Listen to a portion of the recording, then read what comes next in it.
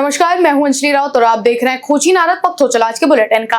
उत्तराखंड में भीषण गर्मी जारी है। देहरादून में तापमान 38 डिग्री सेल्सियस के पास पहुंच गया है। रुड़की में अधिकतम तापमान 40.5 डिग्री सेल्सियस दर्ज किया गया। मौसम विभाग ने पर्वतीय क्षेत्रों में हल्की वर्षा की संभावना जताई है। पश्चिमी विक्षोभ के कारण बुधवार को गरज के साथ बौछारें पड़ने की संभावना है, जिसके लिए येलो अलर्ट जारी किया गया है। चारधाम यात्रा पर भी आंशिक बादल छाए रहेंगे।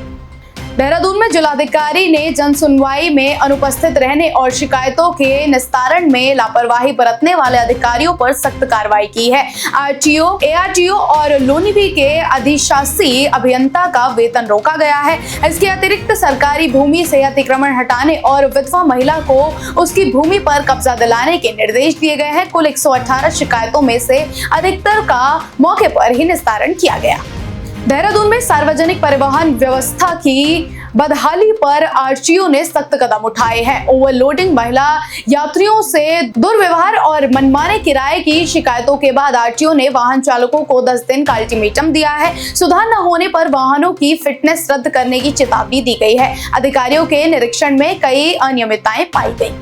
देहरादून मसूरी मार्ग पर भयंकर जाम लगने से पर्यटक परेशान है। 35 किलोमीटर की दूरी तय करने में 4.5 घंटे लग रहे हैं। पुलिस प्रशासन के प्रयास विफल हो रहे हैं। मैदानी इलाकों में गर्मी के कारण मसूरी में पर्यटकों की भीड़ बढ़ गई है, जिससे जाम की स्थिति और भी गंभीर हो गई है। बसों की कमी के कारण यात्रियों को और भी परेशानी हो रही है।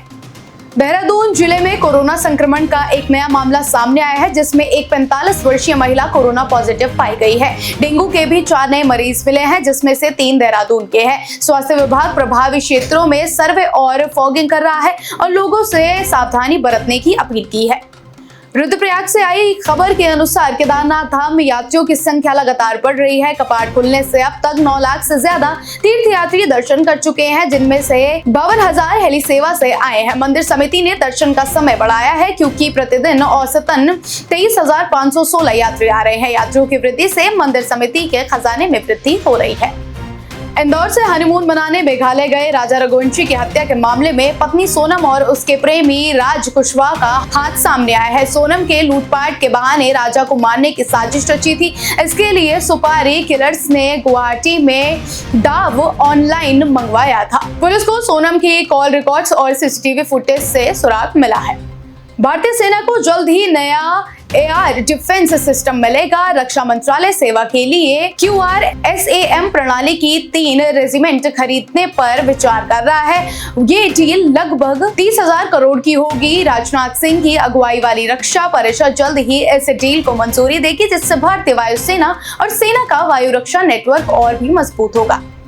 गोवा मेडिकल कॉलेज में स्वास्थ्य मंत्री विश्वजीत राणे और CMO रुद्रेश कुट्टीकर के बीच बहस का मामला बढ़ता जा रहा है। डॉक्टरों ने राणे के माफीनामे को अस्वीकार कर दिया है और उसी जगह पर माफी मांगने की बात की है, जहां उन्होंने कथित तौर पर डॉक्टर का अपमान किया था। ऐसा न करने पर हड़ताल की धमकी दी गई है।